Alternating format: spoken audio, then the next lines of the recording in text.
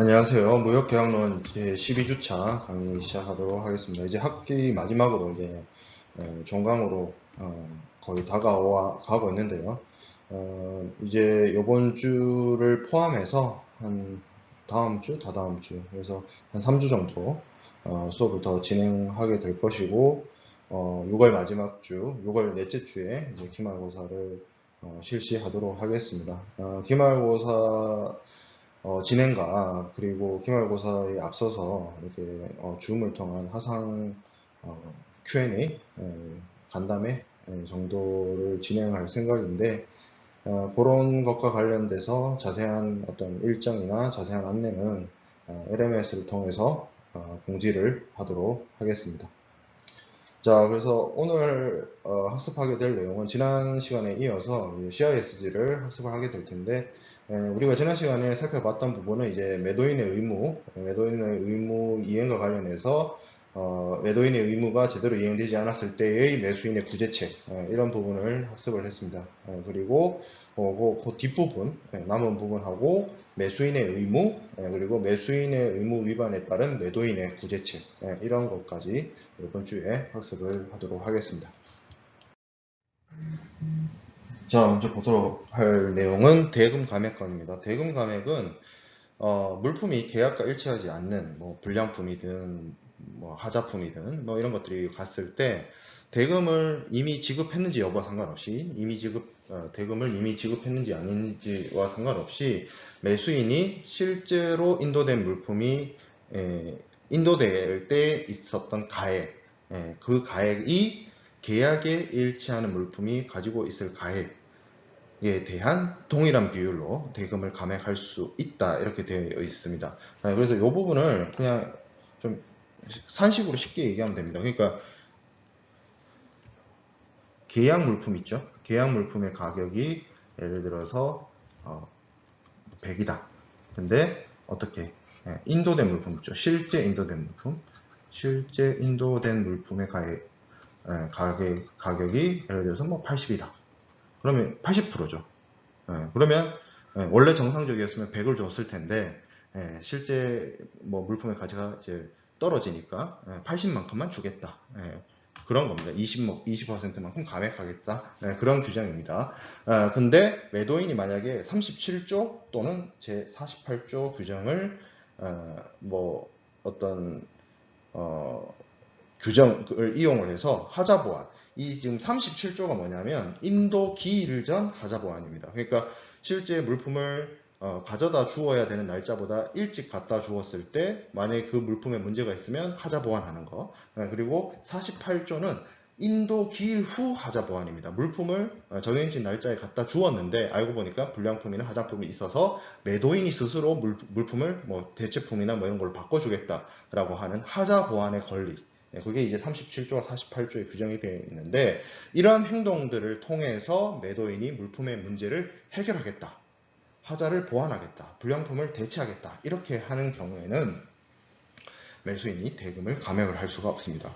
그러니까 매도인이 문제를 메꾸겠다고 하는데 매수인이 돈 깎겠다. 이건 뭔가 좀 상충이 되죠. 그래서 그렇게 할 수가 없다는 얘기고 51조 보도록 하겠습니다. 계약의 일부 이행입니다. 계약을 정상적으로 전체를 다 이행을 한 것이 아니라 일부만 이행을 했어요. 일부만.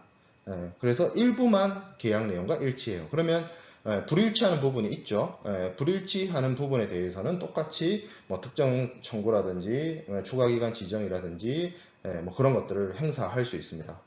매수인의 어떤 구제책들을 행사를 할 수가 있어요. 어느 부분에 대해서 문제 있는 그 부분에 대해서. 근데 이 부족 부분으로 인해서 그 불완전한 어떤 계약 이행과 관련해서 그것이 계약의 본질적인 위반에 해당이 되면 그 어떤 일부의 계약 불이행으로 인해서 그 계약 전체를 해제를 선언할 수가 있습니다. 그러니까 뭐 잘못된 부분이 있어요. 전체는 다 잘못한 게 아니라 일부만 잘못을 했는데 그 일부의 잘못이 계약의 본질적인 위반을 구성을 해버리는 경우가 여기에 해당이 되는 거죠.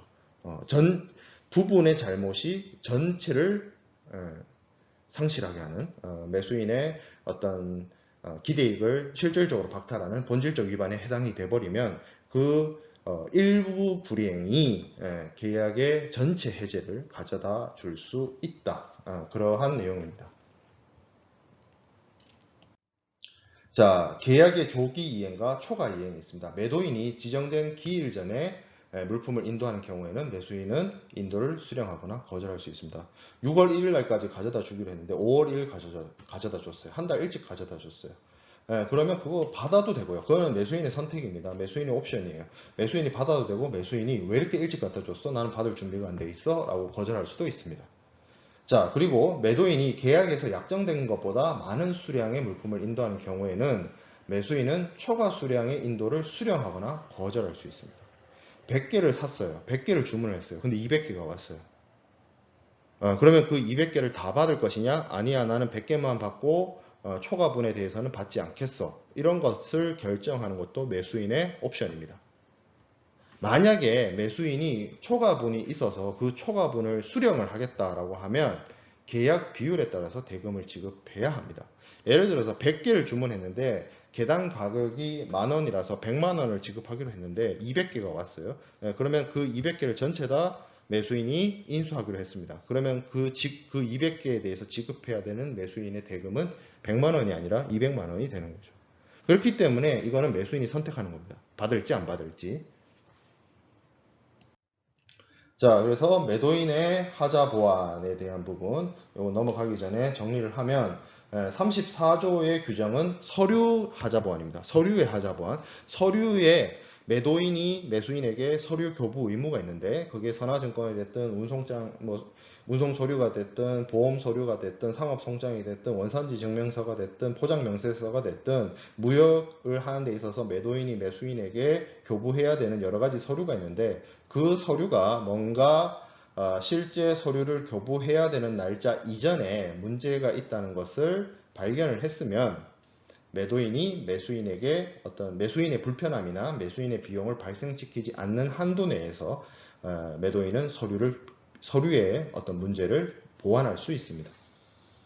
그리고 물품은 37조와 48조였어요. 37조와 48조의 차이는 예를 들어서 물품의 인도 시점이 6월 1일이라고 했을 때 6월 1일 이전에 물품을 전달하고 그 문제를 보완을 하면 인도 기일 이전 계약 그 물품의 하자 보완, 그래서 이행기 전 하자 보완 이렇게 얘기를 하고요. 6월 1일 이후에 물품의 문제나 하자를 매도인이 보완하는 것은 이행기 후 하자 보완 이렇게 얘기를 합니다. 이 물품에 대한 어떤 하자 보완도 매수인에게 불편함이나 비용을 초래하지 않아야 돼요. 그러한 한도 내에서 매도인이 자신의 잘못을 보완하고 수정하고 할 수 있습니다. 그렇게 매도인이 그렇게 보완을 하더라도 매수인이 매도인에 대해서 손해배상 청구권을 행사할 수 있는 권리를 계속 가지고 있는 것은 변함이 없게 됩니다. 이 부분은 하자 보완과 관련된 부분을 정리를 이렇게 하면 될 것 같고요. 매수인의 구제책에 대해서는 한번 쭉 요거는 이제 앞선 지난 시간에 우리가 학습을 했던 내용도 있죠. 그래서 45조에 매수인의 구제와 관련된 선언적 규정이 있었습니다. 그래서 매수인은 손해배상 청구권과 함께 46조 내지 52조상의 구제 수단을 행사할 권리가 있습니다. 손해배상 청구권은 이것이 매도인과 매수인의 공통 의무에 해당이 되기 때문에 저 뒤쪽에 규정이 되어 있어요. 그래서 46조 특정이행 청구. 그런데 특정이행 청구도 안에 들여다보면 쪼개졌죠. 대체품 인도 청구와 하자 보완. 대체품은 새 물품으로 다시 보내줘인 것이고 하자 보완은 문제 있는 부분을 고쳐줘 이거였단 말이에요. 그래서 대체품 인도를 요구하는 경우에는 본질적 계약 위반에 해당이 되는 경우를 말하는 것이고요. 하자 보완 청구를 행사하는 것은 사실상 대체품 인도와 거의 같으나 뭐 어떤 차이점? 본질적 계약 위반에 해당이 되지 않는 경우에 행사할 수 있는 것이 하자 보완입니다. 쉽게 말해서 진짜 큰 문제가 있으면 아예 이걸 새 걸로 바꿔달라고 요구하는 것이고 아주 크리티컬하고 중요한 뭔가 문제가 아니에요. 그러면 아주 사소한 부분을 고쳐 쓰겠다는 거죠. 고쳐달라고 하는 겁니다. 그게 대체품 인도와 하자 보완의 차이입니다. 특정 이행 청구권 안에 그렇게 규정이 되어 있어요. 자, 그리고 47조의 추가기간 지정권 혹은 다른 말로 부가기간 지정권이 있습니다. 그래서 매수인이 매도인으로 하여금 매도인의 의무를 조금 더 시간을, 조금 더 말미를 줄 테니까 그걸 이행하라라고 하는 거죠. 그래서 그 기간 동안 매도인은 보완을 해서 자신의 의무를 이행을 해야 되는 것이고, 이렇게 추가 기간을 줬을 때 매수인이 손해배상 청구권을 제외한 나머지 구제 수단을 행사하면 안 됩니다. 추가 기간을 줘놓고 계약 해지를 한다든지 하면 이게 서로 상충되죠. 그렇기 때문에 추가 기간을 지정하게 되면 그 추가 기간 동안 기다려야 되는 것이고, 만약에 그 추가 기간 동안 매도인이 의무이행을 그 말미를 더 줬음에도 불구하고 의무이행을 하지 않겠다라고 선언을 하거나 하지 않으면 그때는 계약 해지와 관련된 여러 가지 매수인의 구제를 행사할 수 있습니다. 자, 48조는 앞에서 이야기했던 인도 기일 후 하자 보완에 해당되는 내용이고요. 49조는 계약 해제권입니다.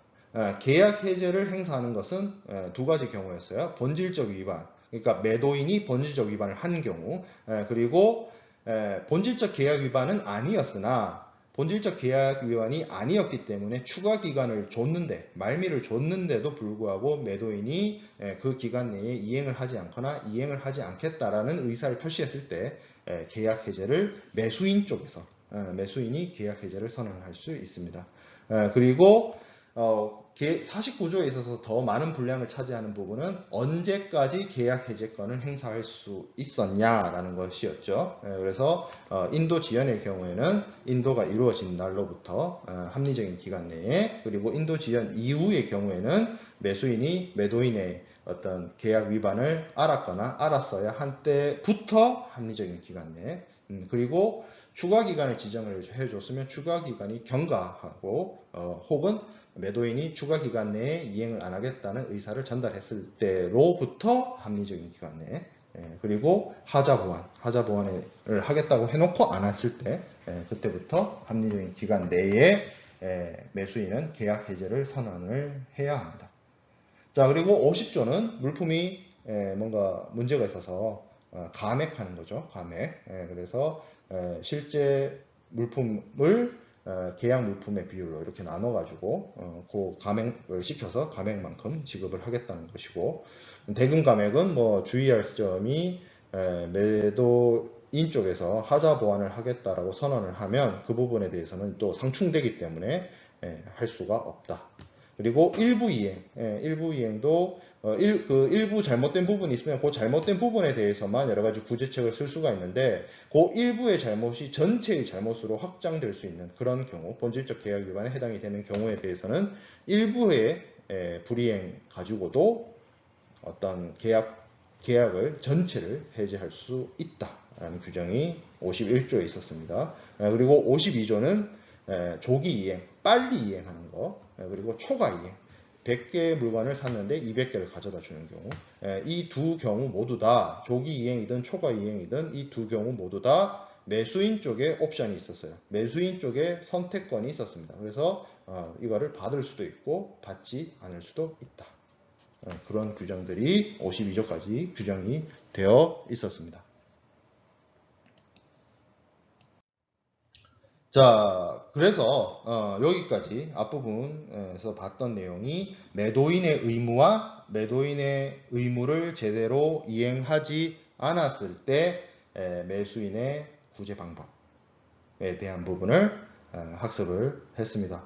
자, 53조부터 우리가 보게 될 내용은 매수인의 의무에 대해서 선언적인 규정을 다루고 있습니다. 매수인의 의무를 요약하는 내용이죠. 매수인은 계약 및 이 협약에 의해서 요구된 바에 따라 물품의 대금을 지급하고 물품의 인도를 수령을 해야 됩니다.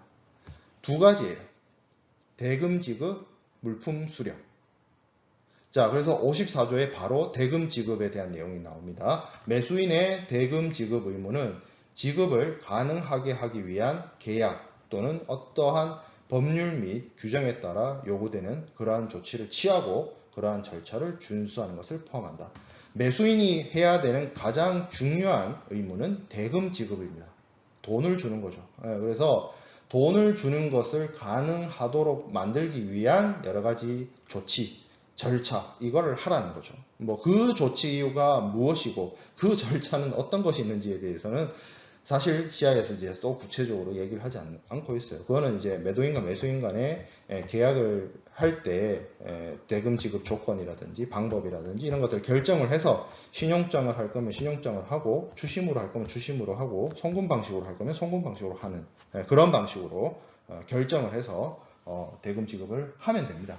그 양 당사자의 당사자 자체의 원칙에 따라서 정해진 방식으로 대금 지급을 하면 된다라는 것이죠.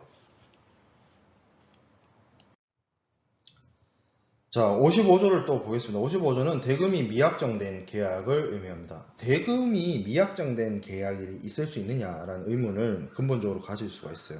왜냐하면 우리가 앞에서 배웠던 청약과 승낙을 얘기할 때 확정적 청약, 뭐 이런 얘기, 확정 청약 얘기하고 이럴 때 보면 대금, 뭐 품질, 수량 이런 얘기를 했었거든요. 그런 것들이 내용들이 명시적으로 구체적으로 계약 제의에 포함이 되어야 그게 어떤 확정 청약으로서의 유효한 것이라고 볼 수가 있는데 세상의 모든 물품 매매 계약이 확정 청약과 거기에 대한 승낙으로만 이루어지는 건 아니에요. 뭐 양 당사자 간에 구축되어 있는 뭐 여러 가지 간행이나 간습에 의해서 뭐 확정 청약 없이 계약이 성립될 수도 있고요. 그리고 실제로 많은 국제 물품 매매 계약이 반드시 청약과 승낙이 아니라 반대로 주문에 의한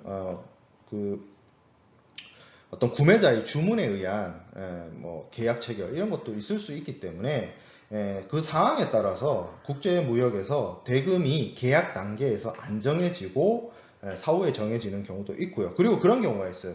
그 어떤 물품의 단가 자체가 최종적으로 그 판매지 수입지에서 최종적으로 소비자한테 판매된 후에 뭐 그 판매 어떤 실적이나 이런 거에 따라서 결정되는 경우, 사후에 결정되는 경우, 대금 자체가 사후에 결정이 되는 뭐 그런 경우들이 실제 실무에서 여러 가지 형태나 여러 가지 형태로 존재할 수 있습니다. 자, 그렇게 대금이 미약정된 계약에서 어떻게 할 것이냐에 대한 이슈가 제55조의 CISG 제55조에 규정이 되어 있습니다.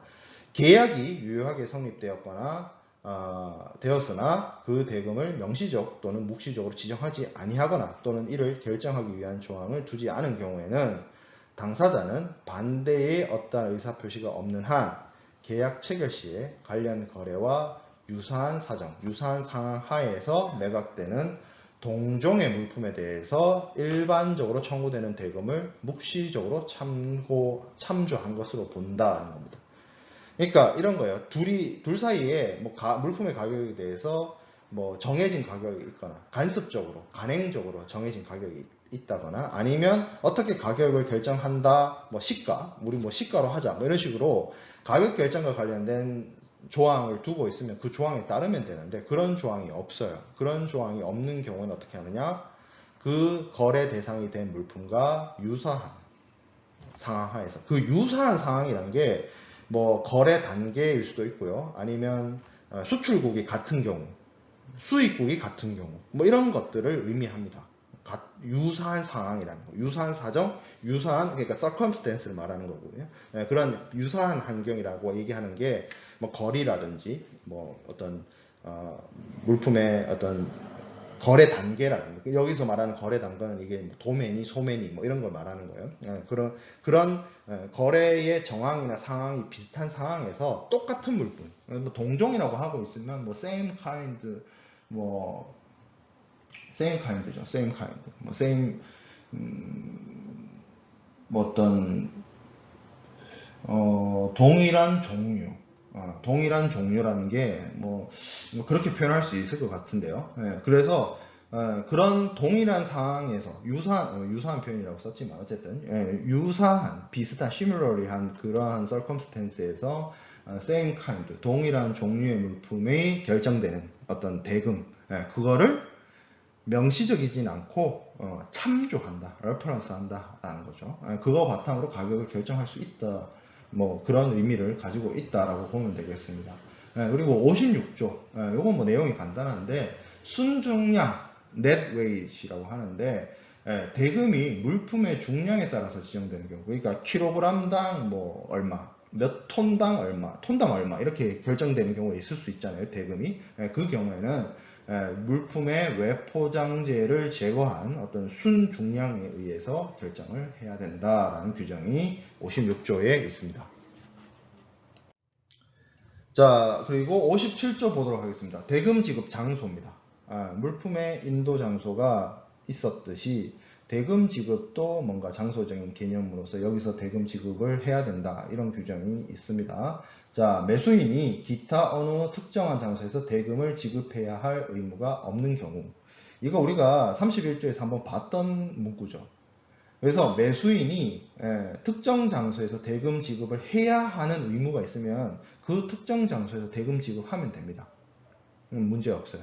근데 지금 57조는 특정한 장소에서 대금 지급할 의무가 없는 경우를 말해요. 그럼 어떻게 하느냐? 매수인은 다음과 같은 장소에서 매도인에게 이를 지급해야 한다. 첫 번째, A. 매도인의 영업소. 매도인의 영업소, 수출자의 영업소. 이 조금 어렵겠죠. 수입자 입장에서. 자, B. 지급이 물품 또는 서류의 교부와 상한으로 이루어져야 되는 경우에는 그 교부가 행해지는 장소. 물품이 교부되는 곳이라고 하면 이런 거죠. 거의 뭐 물물교환처럼, 물물교환은 아닙니다만 우리가 현품 거래처럼, 국내에서 이루어지는 어떤 현품 거래처럼 물건 받고 돈 주는 그런 경우를 의미할 것이고, 여기 지금 서류 교부와 상한이 있는데 이 서류 교부와 상한이란 건 결국 뭐 신용장을 이용한 하한 지결제도에서 어떻게 은행에게 서류, 여기서 말하는 서류는 뭐 당연히 선적서류를 얘기를 하겠죠. 선화증권. 그러한 선화증권의 상한으로 대금 지급을 해야 된다. 이런 규정을 두고 있다는 것입니다. 자, 그리고 57조 2항을 보면 매도인은 계약 체결 후에 그 영업소를 변경함으로 인해서 뭐 어떤 부가적인 어떤 비용이 발생하게 되면 여기에 대해서 자신이 부담을 해야 됩니다. 그러니까 매수인 입장에서는 돈을 주기로 했는데 매도인의 영업소가 변경됐어요. 뭐 이렇게 되면 뭐 지급 장소나 뭐 지급 은행이나 이런 것들을 바꿔야 되는 상황이 발생할 수도 있기 때문에 그런 비용에 대해서는 영업소를 변경한 매도인이 책임을 져라. 라는 뭐 이야기입니다. 계약 체결 후에 그런 식의 변경을 하게 되면 매도인이 책임져야 된다. 대금 지급 장소를 보았다면 그 다음 볼 건 대금 지급의 시기입니다.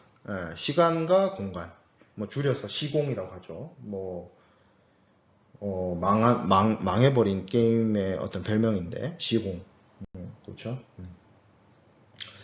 그렇죠. 그래서 시간을 좀 보면 매수인이 기타 어느 특정한 시기에 대금을 지급해야 할 의무가 없는 경우, 이거 많이 봤죠. 그럼 뭔 얘기예요? 특정한 시기에 대금을 지급해야 할 의무가 있으면 그 특정한 시기에 대금 지급하면 됩니다.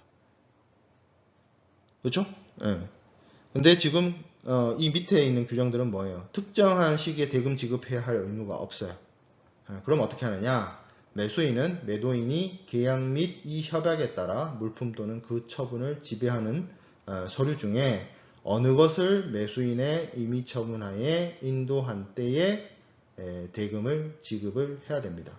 물품 또는 물품, 그리고 그 처분을 지배하는 서류. 물품의 처분을 지배하는 서류는 지금 이 58조에서 계속 반복적으로 이야기하고 있는데, 물품의 권리를 주장할 수 있고 운송인으로 하여금 이미 답을 말해버렸네요. 선화증권이죠. 물품의 어떤 인도를 청구할 수 있는 그러한 서류, 그게 이제 선화증권인데, 그 물품 또는 그 선화증권을 매수인의 임의 처분하, 즉 다시 말하면 매수인의 통제하에 인도한 때에 대금을 지급해야 한다는 거죠. 뭐 시간을 얘기를 하는 것이, 뭐 대금 지급의 시기라고 규정을 해 놓았지만 정확한 시간을 얘기하는 것이 아니라 뭐예요? 물품이나 서류를 매수인에게 넘겼을 때 돈 줘라, 이렇게 얘기를 하는 겁니다. 그리고 매도인은 그 대금 지급을 물품 또는 서류의 교부를 위한 조건으로 정할 수 있습니다. 그러니까 물건을 받아가려면, 선화증권을 받아가려면 돈을 달라라는 식의 조건을 매도인이 매수인한테 걸 수 있다는 거예요. 58조 2항 보도록 하겠습니다. 계약이 물품의 운송을 포함하는 경우, 운송을 포함하고 있어요. 자, 그럼 어떻게 하느냐? 매도인은 대금의 지급과 상환하지 아니하면 물품 또는 그 처분을 지배하는 서류를 매수인에게 교부하지 아니한다는 조건으로 물품을 발송할 수 있다. 이게 가능한 게 하환 치결 제도죠.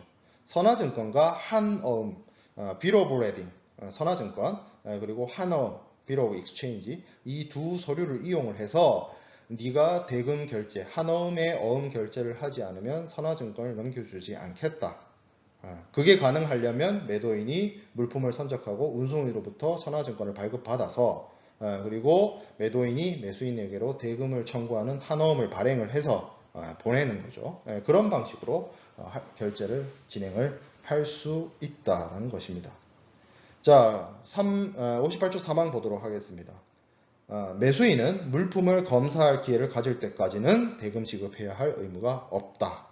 물품을 검사한 이후 대금 지급할 수 있다는 거죠. 매수인은 검사하기 전에 대금 지급하는 걸 안 해도 된다는 거죠. 원칙적으로는 매수인은 물품을 검사하고 나서 대금 지급을 하면 됩니다.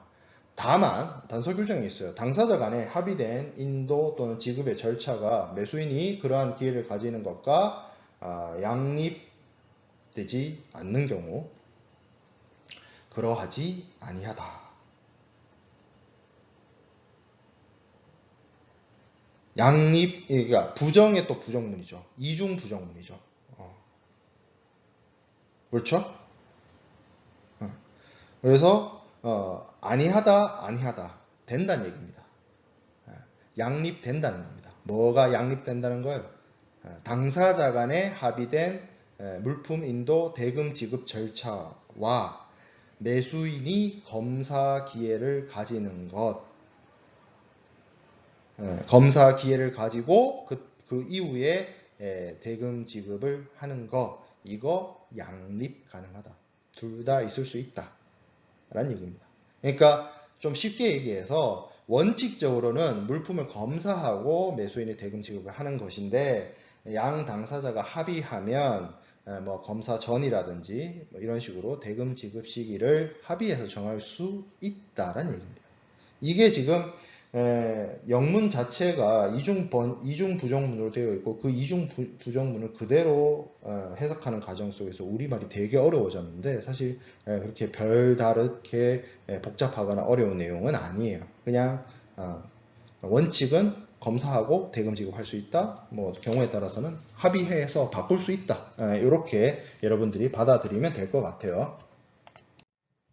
59조 대금 지급 시기의 도래입니다. 매수인은 계약 또는 이 협약에서 지정되거나 확정될 수 있는 기일에 대금 지급해야 합니다. 이 경우에 매도인의 입장에서는 어떠한 요구를 하거나 절차를 따를 필요가 없다. 이렇게 되어 있습니다. 정해진 날짜에 돈 주기로 했으면 그 정해진 날짜에 돈 주면 되죠. 뭐 매도인이 뭐 어떻게 할 게 없죠. 돈 받아가면 되죠. 자, 그 다음에 60조 인도 수령 의무입니다. 이 앞에 있는 내용들은 다 뭐였어요? 대금 지급하는 것과 관련된 내용들이었죠. 자, 60조는 물품의 인도를 이야기하고 있습니다. 정확하게 말하면 매수인 입장에서 매도인이 인도한 물품을 매수인이 받는 것이죠. 그래서 60조의 내용을 보면 매수인의 인도 수령 의무는 다음과 같은 것으로 구성된다. 이렇게 되어 있습니다. 매도인에 의한 인도를 가능케 하기 위해서 매수인에게 합리적으로 기대될 수 있었던 모든 행위를 하는 것, 그리고 물품을 수령하는 것. 그러니까 매도인이 매수인에게 물품을 인도시키기 위해서 매수인이 뭘 해야 돼요. 뭐 예를 들어서 어디까지 물건을 가져와 달라고 한다든지 물품을 놔둘 창고를 준비를 한다든지 뭐 경우에 따라서는 매수인이 운송계약을 체결해야 되면 뭐 운송수단을 마련한다든지 그런 식으로 매도인이 물품 인도 의무를 이행하기 위해서 매수인이 협조해야 되거나 매수인이 이행해야 되는 사안들이 있으면 그걸 이행을 하고요. 그리고 매도인이 물건을 가져오면 매수인이 물건을 받아야 됩니다. 그게 매도인의 인도 수령 의무입니다. 그걸로 구성이 되어 있어요. 인도 수령 의무는. 받을 준비하는 거, 실제로 왔을 때 받는 거. 이걸로 구성되어 있는 겁니다. 매수인의 인도 수령 의무는.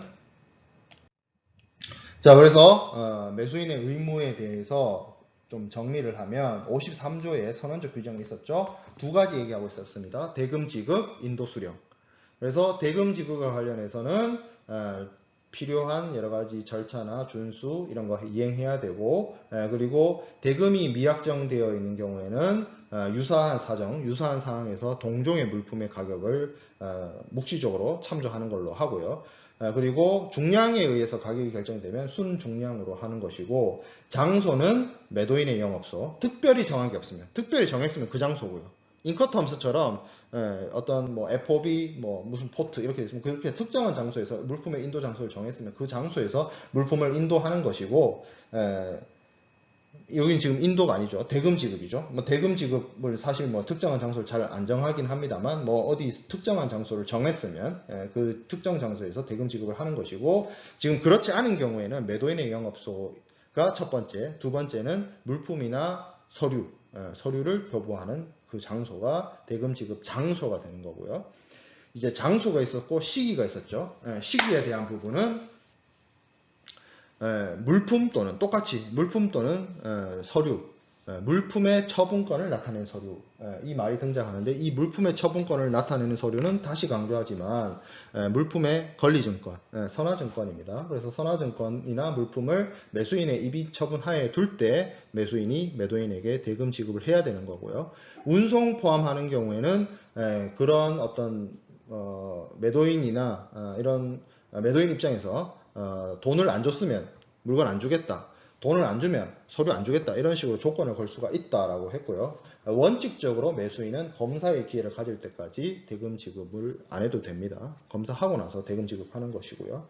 그리고 대금 지급의 시기가 도래했다면 매도인이 어떤 뭐 독촉을 한다든지 그런 거 할 필요 없이 매수인은 그냥 그 날짜에 대금 지급하면 됩니다.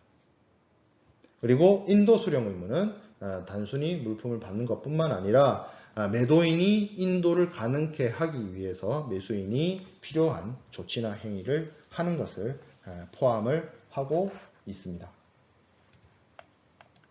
자, 13번 슬라이드에서 물품 인도의 어떤 장소, 그리고 대금 지급 장소, 이런 부분들을 이제 정리를 하고 넘어가도록 하겠습니다. 물품의 인도 장소는 31조에 규정되어 있었어요. 그래서 물품을 매도인이 특정 장소에서 인도하기로 했으면 그 특정 장소, 이게 이제 인커텀스죠. 인커텀스. 그리고 계약이 물품 운송을 포함하는 경우에는 최초 운송인. 그리고 특정물이나 특정 재고나 어떤 특정 장소에서 물품이 생산되거나 이런 것들을 알고 하는 경우에는 그 장소에서 매수인의 임의 처분 하에 물품을 인도하는 것이었고, 기타 경우에는 매도인의 영업소에서 매수인의 임의 처분 하에 놓였을 때 물품이 인도되는 것이었습니다. 인도의 장소는 그렇게 규정이 되어 있었고요.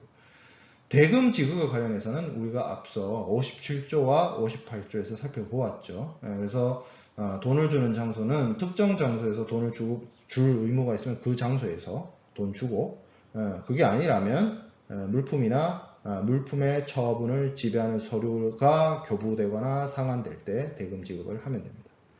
그렇죠? 자, 그리고 시기적인 부분도 특정한 시기에 돈 주기로 했으면 그 시기에 주면 돼요.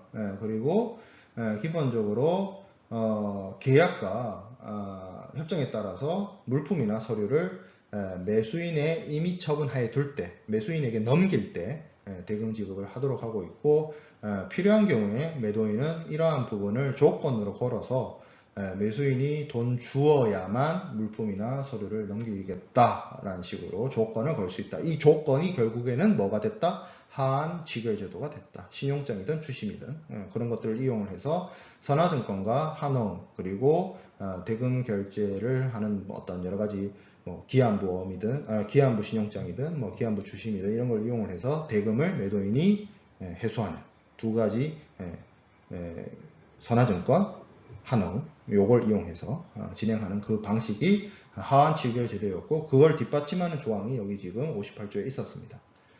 자, 그래서 물품 인도와 대금 지급의 장소, 시기, 이런 부분에 대해서 정리를 간단하게 했고요. 자, 61조 보도록 하겠습니다. 61조는 매도인의 구제 방법입니다. 매수인의 의무를 봤어요. 매수인의 의무는 두 가지였습니다. 대금 지급, 물품 인도 수령. 그렇죠? 근데 이 두 가지 의무를 제대로 이행하지 않았을 때, 즉 다시 말해서 매수인이 계약 위반을 했을 때 매도인은 어떤 방식으로 해결할 것이냐. 매도인의 해결책에 대해서 61조부터 규정이 되어 있습니다. 그리고 이 61조도 마찬가지로 어떤 선언적 규정을 먼저 하고 있어요. 매수인이 계약 또는 협약에 따른 어떠한 의무를 이행하지 않은 경우에 매도인은 권리를 행사할 수 있다. 어떤 권리? 62조에서 65조에 규정된 권리. 그래서 요 62조, 63조, 64조, 65조의 규정이 매수인의 의무 위반에 대한 매도인의 구제고요. 74조부터 77조가 손해배상. 이 74조부터 77조에 있는 규정은 뭐 다음 시간에 우리가 학습을 하게 될 텐데 매도인과 매수인의 공동 규정으로서 매도인이 의무 위반을 했든 매수인이 의무 위반을 했든 그 의무 위반을 당한 쪽에서 의무 위반을 한 사람한테 자신이 상대방의 계약 불이행으로 입은 손실에 대해서 보상을 요구하는 거, 그거는 손해배상이죠. 그래서 그 손해배상의 규정이 74조부터 77조까지 있습니다. 손해배상에 대한 내용은 우리가 다음 시간에 더 자세하게 배우도록 할 거고요. 자, 그리고 매도인은 손해배상 이외의 구제를 구하는 권리 행사로 인해서 손해배상을 청구할 수 있는 권리를 박탈당하지 않는다. 62조, 63조, 64조, 65조에 규정되어 있는 매도인의 구제책을 쓰면서 손해배상을 함께 진행할 수 있어요. 손해배상 청구했다라고 해서 다른 권한을 못 쓰는 거 아니고요. 다른 구제 방법 썼다 해가지고 손해배상 못하는 거 아닙니다. 손해배상은 다른 구제 방법하고 무조건 같이 쓸 수 있다라는 겁니다. 그리고 61조 3항은 뭐 앞에서도 우리가 비슷한 규정을 봤는데 매도인이 계약 위반에 대한 구제를 구할 때는 법원 또는 중재판정부는 매수인에게 어떠한 유예기간을 허용해서는 안 됩니다. 유예기간을 주는 거는 계약 당사자인 거지 법원이나 이런 제3자가 어떤 시간적인 말미를 준다거나 하는 것은 가혹할 수 있어요. 그렇기 때문에 그렇게 안 하도록, 못 하도록 규정을 해 두고 있고요. 자, 그래서 넘어가서 보면 62조입니다. 62조. 매도인의 특정 이행 청구권. 이거 46조였죠. 46조에 매수인의 특정 이행 청구가 있었죠. 매도인이 계약을 제대로 이행 안 할 때 매수인이 물건 달라 이렇게 특정 이행을 청구할 수 있는 대체품을 달라 하자를 보완해라 이렇게 특정 이행 청구를 할 수 있었는데 62조는 매도인의 특정 이행 청구입니다. 그러면 매도인이 매수인한테 특정 이행을 청구할 수 있다라고 하면 그건 뭐겠어요? 돈 달라는 얘기입니다. 돈 달라는 얘기. 물건이 잘못 가면 이 물건이 불량품이거나 하자품이면 이 물건을 바꿔달라 혹은 뭐 물건을 수리해달라 이런 걸 요구할 수가 있죠. 매수인이 매도인한테. 근데 매도인은 돈을 받기로 했기 때문에 돈이 불량품이 왔다? 돈이 하자품이 왔다? 돈이 위조 머니가 왔다? 위조 지폐가 왔다? 그러면 그거는 지금 계약 불이행을 논하고 뭐 특정 이행 청구를 할 게 아니라 지금 형사고발 대상이에요. 바로 형사고발 대상이죠. 현행범으로 체포되죠. 그죠? 위조 지폐. 예. 그러니까 돈이 뭐 그게 US 달러가 됐든 뭐 유로화가 됐든 한국의 원화가 됐든 돈을 안 줬는데 그걸 뭐 대체품을 달라고 한다든지 돈을 안 줬는데 뭐 수리를 해달라고 한다든지 그게 안 되잖아요. 돈 준 거면 준 거고 안 준 거면 안 준 거고 차라리 돈을 좀 적게 줬다든지 뭐 돈을 늦게 준다든지 그건 또 가능해요. 그럼 돈을 좀 적게 줬다든지 돈을 늦게 준다든지 그거에 대해서 매도인이 행사할 수 있는 구제책은 뭐예요? 제대로 돈 다 내놔라 빨리 다 내놔라 이거 강제하는 것밖에 없잖아요. 강요하는 것밖에 없잖아요. 그래서 간단합니다. 매도인의 특정 이행 청구는 간단해요. 내용 보면 매도인은 매수인에 대해서 대금 지급, 인도 수령, 기타 매수인의 의무를 이행하도록 청구할 수 있다. 물론 여기 기타 매수인의 의무를 혹시 몰라서 넣어놨는지 모르겠지만 핵심은 돈 달라예요. 돈 안 줬으니까 돈 달라. 그렇죠? 다만 매도인이 이러한 청구와 모순되는 구제를 구한 경우에는 그러하지 않는다. 돈 달라와 뭘 해야 모순이 될까요? 계약 해제입니다. 계약 해제. 너랑 나랑은 계약 끝내자. 법률관계 끝내자 했는데 돈 달라. 이건 뭔가 좀 안 맞죠. 예. 손해배상 청구는 모순되지 않습니다. 앞서 우리가 얘기했던 것처럼 다른 구제 방법이랑 손해배상 청구는 할 수 있는 거죠. 자, 그리고 63조 추가기간 지정권이 있습니다. 추가기간도 간단해요. 시간적으로 여유를 더 줄 테니까 뭐 하란 거예요? 돈 내놓으란 소리죠. 돈 내놓으라. 매도인은 매수인에 의한 의무 이행을 위한 합리적인 기간만큼의 추가 기간을 지정할 수 있다. 시간을 좀 더 달라라고 요구하면 시간 더 줄 수 있어요. 그래서 6월 1일까지 대금 입금을 하기로 했는데 은행에 입금해 주기로 했는데 입금이 안 됐어. 그러면 6월 3일까지 입금해라. 이런 식으로 이제 시간적 말미를 더 줄 수 있다. 그 얘기인 겁니다. 이게 복잡하고 어려운 내용이 아니에요. 매도인이 매수인으로부터 그 지정된 추가 기간 내에 이행하지 아니하겠다는 뜻의 통지를 수령하지 않는 한. 그러니까 뭐예요? 시간적 말미를 줬는데 매수인이 돈 안 주겠다, 돈 못 주겠다 해요. 그러면 계약 해지해야겠죠. 그렇죠? 네. 그렇게 뭐 추가 기간 내에 이행을 하지 않겠다라는 의사를 표시하지 않는 한 매도인은 말미를 줬으면 말미 동안은 기다려야 됩니다. 그 기간에 뭐 다른 구제책을 쓸 수가 없어요.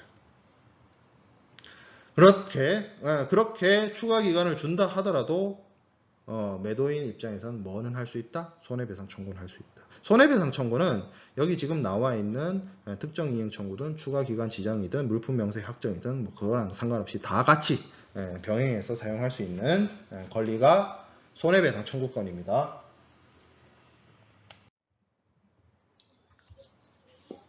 64조 보도록 하겠습니다. 64조 매도인의 계약 해지권입니다. 매도인의 계약 해지권. 이 64조는 뒤에서 얘기를 하겠지만 49조에 있는 매수인의 계약 해지권과 데칼코마니처럼 내용이 겹친 내용이 많이 있습니다. 자, 매도인은 64조 1항을 보도록 하겠습니다. 64조는 1항과 2항이 있는데 1항은 계약 해지를 선언할 수 있는 사유를 얘기를 하고 있고요. 64조 2항은 시기를 얘기를 하고 있어요. 자, 매도인은 다음과 같은 경우에 계약 해지를 선언할 수 있다. A. 계약 또는 협약에 따른 매수인의 어떠한 의무 불이행이 계약의 본질적인 위반에 상당하는 경우. 상대방 매수인이 계약의 본질적 위반을 했어요. 그러면 매도인이 당연히 계약 해지 선언할 수 있는 것이죠. 그리고 추가 기간을 줬어요. 매수인이 돈을 안 줘가지고 말미를 더 줄 테니까 돈 달라라고 추가 기간을 줬는데 그 추가 기간 내에 돈을 안 줬어요. 그리고 그 기간 내에 돈을 주지 않겠다는 의사표시를 했어요. 그러면 계약 해지 선언할 수 있습니다. 이거는 49조에서 봤던 매수인의 계약 해지권과 거의 뭐 대동소이하죠. 그리고 사유 보도록 할게요. 매수인이 대금을 이미 지급한 경우에는 매도인은 다음과 같은 시기에 계약 해지를 선언하지 않는 한 그 해제의 권리를 상실한다. 정해진 시기 안에 계약 해제를 선언하라는 거죠. 자, 매수인에 의한 이행 지연에 관해서 매도인이 그 이행이 이루어진 사실을 알기 전입니다. 이행 지연이 있었어요. 그러니까 매수인이 돈을 늦게 줬어요. 근데 돈을 늦게 줬는데 이 돈을 늦게 준 게 예를 들어서 아직 안 줬어. 늦게 줬는데 아직 안 줬어. 그러면 계약 해지 선언을 할 수 있죠. 근데 늦게 줬어요. 근데 주긴 줬어. 한 달 뒤라도 돈을 예를 들어서 100만 원이 계약 대금이고 매수인이 매도인에게 대금 지급을 해야 된다고 칩시다. 자, 근데 매수인이 한 달 뒤에 줬어요. 안 준 건 아니죠. 안 준 건 아니잖아요. 한 달 늦게 줬지. 그러면 이거를 계약 위반, 뭐 계약 위반은 맞지만 본질적 계약 위반에 해당이 되느냐? 안 될 수 있다는 거죠. 그래서 알기 전입니다. 이루어진 사실을 알고 나면요.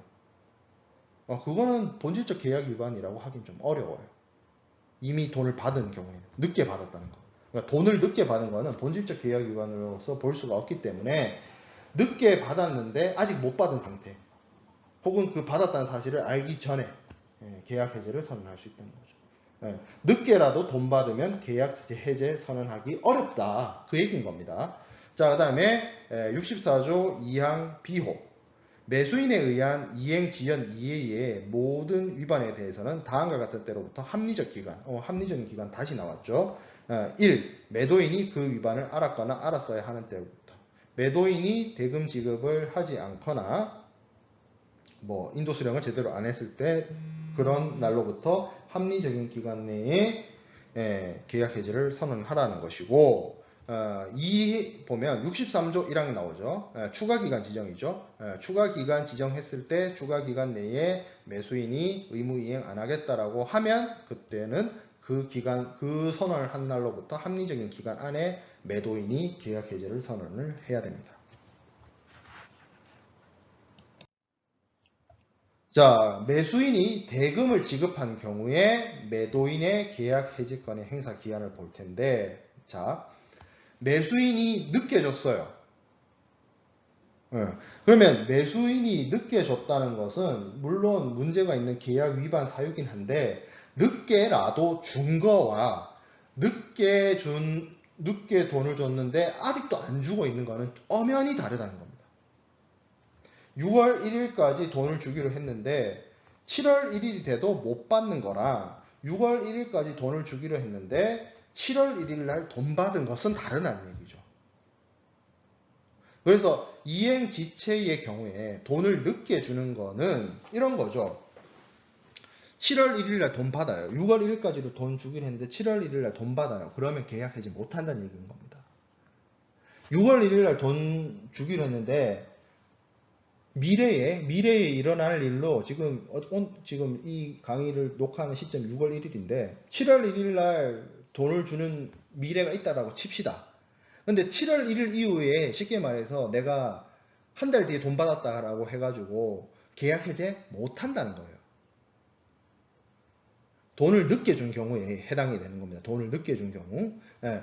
그래서 이 말이 나오는 거예요. 매도인이 이행이 이루어진 것을 알기 전. 매수인이 매도인에게 돈을 한 달 뒤에 준다는 걸 어떤 대금 지급 시기로부터 한 15일 지났을 때는 모르잖아요. 그렇죠. 그때 하라는 거예요. 돈 받고 나서는, 늦게라도 돈 받고 나서는, 이게 지금 굉장히 여기 지금 쓰이는 용어들이 어려워서 여러분들이 굉장히 난해하게 이해할 수 있는데, 쉽게 말해서 돈 받고는 계약 해지 못한다 이거예요. 늦게 받더라도. 늦게 받은 거는 사실 예를 들어서 이런 거죠. 6월 1일까지 돈을 주기로 했는데 6월 2일, 6월 3일, 6월 4일, 6월 5일 지금 계속 돈을 못 받고 있어요. 사실 그거는 그때 6월 2일, 3일, 4일, 5일 그날은 여러분들이 이 매수인의 의무이행이 지체됐다라고 생각하는 게 아니라 그냥 불이행됐다라고 생각할 거 아니에요. 돈 안 준다. 이렇게 생각하잖아요. 이행지체가 됐다는 말이 뭐예요? 쉽게 말해서 늦게라도 줬으니까 이행지체죠. 사실 말이 그렇죠. 이게 말장난치는 것 같긴 한데 이행지체됐다. 이행을 했지만 늦게 됐다라는 뜻이잖아요. 그죠? 이게 좀 여러분들이 지금 제 말을 듣고 와닿는지 모르겠네요. 이거는 진짜 대면 강의를 해야 여러분들이 내 말을 이해를 했는지 안 했는지 파악을 할 텐데 사실 어려움이 있어요. 자, 6월 1일 날 돈 주기로 했다 치자고요. 그럼 6월 2일 날 됐어요. 이게 지금 이행지체인지 이행이 지체됐다라고 생각할까요? 아니면 불이행됐다라고 생각할까요? 일단 이 돈 받아야 되는 사람 입장에서는 돈이 6월 1일 날 들어와야 되는데 안 들어왔으니까 뭐라고 생각하겠어요? 돈 이행 안 됐다. 매수인이 의무 이행 안 했다. 이렇게 생각할 거 아니에요. 그러니까 이때 계약 해제 선언해야 된다는 거예요. 내가 돈 못 받았잖아. 나 불이행, 상대방이 의무 불이행했어. 나 돈 못 받았어. 계약 해제 선언해야 된다는 거, 이때. 근데 7월 1일 날 대금이 들어왔어요. 한 달 늦었죠. 그러면 이 순간부터 7월 1일 이후부터는 뭐가 돼요? 불이행이 아니라 뭐가 됩니까? 이행지체가 돼버리죠. 그러면 그때부터는 복잡해지는 거예요. 매도인이 이행이 이루어진 것을 알기 전. 그러니까 7월 1일이 됐어요. 7월 1일이 돼서 내 통장에 돈이 딱 꽂혔어. 그러면 매도인은 이행이 이루어진 것을 알았죠. 통장에 대금 꽂혔는데 계좌 확인해 보면 알게 되잖아. 그러면 알기 전에 계약 해제해야 되는데 이미 알았어. 그러면 뭐예요? 규정은 이행이 이루어진 것을 알기 전에 하라고 하는데 통장에 이미 돈이 꽂히면서 나는 대금 이행이 이루어졌다는 걸 알아버렸기 때문에 사실 이 규정을 제대로 해석하면 매수인의 이행 지체의 경우에는 대금 지급의 이행 지체의 경우에는 계약 해제를 선언할 수 있는 시기가 없습니다. 사실상 지금 이 밑에 경우를 이행지체라고 안 한다니까. 이때 6월 2일 날 누가 이행지체라고 말해. 돈 못 받았는데 그냥 돈을 못 받은 거지. 내 통장에 돈이 안 꽂혔는데 매수인은 언젠가는 줄 거야. 늦게라도 줄 거야. 이렇게 생각하겠냐고. 안 하지. 불이행이라고 생각하지. 그러니까 규정이 이거 사람 장난치는 거라. 해석을 해보고 생각을 해보면 이게 실제로 이렇게 이런 게 의미 없는 규정인데? 라는 생각이 드는 게 있습니다. 법에도 보면. 뭐 이게 CIS지만 그렇겠어요. 우리나라 법에도 그런 거 되게 많아요. 이런 규정을 왜 두고 있지? 싶은 것들. 그런 거 많이 있습니다. 지금 뭐 그런 거고, 그건 그거고. 자, 나머지는 뭐예요? 이행지체 이해의 위반입니다. 이행지체 이해의 위반. 그러면 어떻게 한다? 매도인이 매수인의 계약 불이행, 계약 위반에 대한 사항을 알았을 때로부터 합리적인 기간 안에 계약 해제 선언하면 됩니다. 자, 그리고 49조와 64조 매수인의 계약 해제, 매도인의 계약 해제. 요거 좀 데칼코마닉처럼 유사한 규정이다라고 했죠. 그래서 계약 해제 사유는 상대방이 본질적 계약 위반을 했을 때 선언을 할 수가 있고요. 추가 기간 혹은 부가 기간을 줬을 때 그 기간 안에 안 하겠다라고 했을 때 또 할 수 있고요. 그리고 그런 어떤 사유 매수인의 계약 해제는 이게 물품이기 때문에 뭐 인도 지체의 경우 늦게 온 거, 물품이 늦게 온 거에 대해서 문제 삼을 수 있어요. 그래서 물품이 늦게 온 이후라도 인도가 이루어진 것을 안 후 합리적인 기간 안에 계약 해제를 선언할 수 있지만 매수인이 돈을 늦게 주는 경우에는 매도인이 이행이 이루어진 것을 알기 전에 하라고 했기 때문에 이게 이런 식의 일들이 일어날 수가 없다는 것을 앞에서 설명을 했습니다. 그렇죠? 그리고 지체, 지연, 물품의 인도 지연이든 대금의 지급 지연 이체든 그거 이해의 사유는 그 말이 나왔다. 합리적인 기간, reasonable time. 그 합리적인 기간 안에 계약 해제를 선언해야 된다. 합리적인 기간 안에 계약 해제를 선언하지 않으면 계약 해제를 선언할 수가 없게 됩니다. 65조 물품 명세 확정권입니다. 요거에 조금 뭐 특이하다라고 해야 되나? 뭐 그런 건데 계약상 매수인이 물품의 형태, 용적 또는 기타 특징을 지정하기로 되어 있는 경우 물건 사는 사람이 물품의 형태나 뭐 용적이나 특징이나 이런 거 결정하고 그렇게 되어 있는데 매수인이 어떤 정해진 날짜 혹은 매도인으로부터 요구를 수령한 후부터 합리적인 기간 안에 그걸 안 정해줘요. 어떤 형태의 물건이고 물건의 어떤 상세 스펙은 어떻고 이런 걸 정해야 되는데 물건 사는 사람이 정해야 되는데 안 정해줘. 그러면 물건 만들거나 물건을 공급하는 입장에서 미치고 팔짝 뛰는 노릇이죠.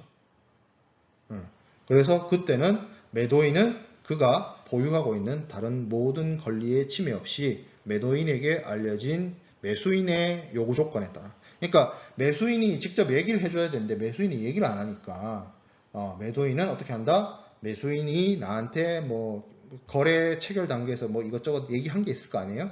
그거 바탕으로 그냥 알아서 물품의 상세 스펙을 정할 수 있습니다. 그러니까 매수인이 구체적으로 이렇게 저렇게 하라라고 얘기를 해줘야 되는데 안 해준다? 그러면 그냥 앞에 있었던 계약 내용이나 이런 거 보고 의도를 파악해가지고 내 알아서 할게 이렇게 그냥 뭐 오마카세 하는 거죠 그냥.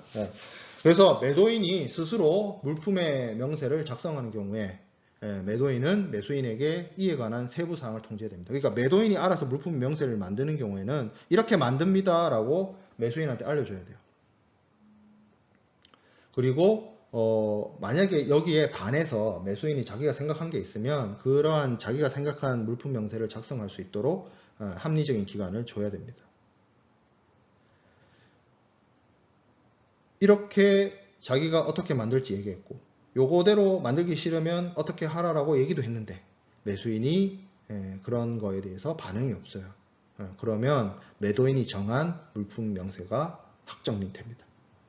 그런 내용이에요. 물품 명세 확정권은 일반적인 이게 매도인의 권한인지 매수인의 권한인지 뭐 매수인 사실 어떻게 보면 매수인이 이거를 물품에 대해서 정확하게 명세나 스펙이나 이런 것들을 지정해야 되는 의무가 있는데 매수인이 제대로 그 부분에 대해서 의무 이행을 안 한 거죠. 어떻게 보면 매수인의 사소한 매수인의 어떤 대금 지급이나 물품 인도 수령과 보다는 아주 특별한 경우에 있을 수 있는 매수인의 어떤 의무 불이행이고 그 의무 불이행에 대해서 매도인이 이렇게 대처하라라는 규정을 65조에 두고 있습니다. 자, 그래서 매도인의 구제책에 대해서 정리를 좀 해보면 매도인은 손해배상 청구권과 함께 62조에서 65조까지의 구제수단을 행사할 수 있습니다. 이런 구제수단과 함께 손해배상 청구권은 함께 사용을 할 수가 있고요. 첫 번째 특정이행 청구, 그리고 추가기간 혹은 부가기간 진정권이 있는데 결국에는 매도인이 매수인한테 요구하는 건 두 가지밖에 없어요. 돈 달라, 물건 받아가라. 그렇죠? 물건 받아가라는 크게 물건 보냈는데 안 받아가는 그런 경우 잘 없는데 가장 결정적으로 문제가 이제 돈 안 주는 경우죠. 돈 안 주는 경우. 그래서 돈 내놔라. 독촉하는 거고 시간 좀 더 줄게. 돈 내놔라. 이렇게 하는 거죠. 그리고 계약 해제. 이 매도인의 계약 해제는 49조에 있었던 매수인의 계약 해제와 앞서 얘기했던 것처럼 많이 닮아 있어요. 그 내용이나 이런 것들이. 근데 다만 한 가지 물품이 늦게 오는 거랑 다르게 돈이 늦게 오는 경우에는 돈을 늦게 받았다고 해서 여러분들 한번 생각을 해봐요. 1억을 받는데 내가 5월 1일날 받나 6월 1일날 받나 1억 받으면 됐지. 이자 이자 따지고 들어가면 참 복잡하긴 합니다. 그 이자분에 대해서 손해배상 청구는 할 수 있지만 계약을 엎을 정도는 아니란 거죠. 밥상을 엎을 정도는 아니란 거예요. 내가 1억을 늦게 받았으면 늦게 받으면 그 늦게 받은 거에 대해서 경과 이자만 내가 챙겨주면 내가 늦게 받은 거 이해할게. 이게 되는 거지. 계약 안 해. 계약 없던 걸로 해. 이렇게 엎을 수 있는 상황이 아니라는 겁니다. 그래서 돈을 늦게 주는 이행 지체에 관해서는 매도인이 이행이 이루어진 사실을 알기 전에 계약 해제하라고 되어 있는데 매도인이 이행을 알기 전이라면 그거는 이행 지체가 아니라 불이행이라고 판단한다라고 했죠. 그래서 이행 지체라고 생각 안 할 거라고. 어쨌든 그런 거고 그 외 위반의 경우에는 합리적인 기간 안에 계약 해제 선언하면 됩니다. 그리고 굉장히 특이한 규정이 물품명세 확정권인데 이 물품명세 확정권과 관련해서는 매도인이 매수인이 지정해야 되는 스펙이나 이런 걸 정하지 않았을 때 자신의 판단으로 매수인의 어떤 매수인에게 인도할 물품의 상세를 정할 수 있습니다. 그 내용이 있고요. 자, 그래서 매수인의 의무와 매수인의 의무 위반에 대한 매도인의 구제책까지 살펴봤습니다. 그래서 매도인의 의무 이행과 관련된 매도인의 의무 이행, 매수인의 의무 이행 이 부분을 다 살펴보았고요. 남은 시간, 남은 분량과 다음 시간에 우리가 해야 될 남은 분량들은 매도인과 매수인의 어떤 공통 규정입니다. 그래서 물품의 위험 이전이라든지 손해배상 청구권이라든지 그리고 어떤 물품의 어떤 손해배상과 관련해서 이자 지급이라든지 물품의 잔존물에 대한 어떤 보존 이런 부분들에 대한 규정이 있습니다. 우리가 지난 시간에 굉장히 좀 분량이 많았는데 그 중간에 제가 끊기가 좀 애매해서 지난 시간에 내용이 좀 많았고 이번 주 내용은 상대적으로 분량이 그래서 좀 짧습니다. 여러분들이 지난 시간에 학습했던 내용과 연달아서 이어서 같이 학습을 해 보길 바랍니다. 수고했습니다.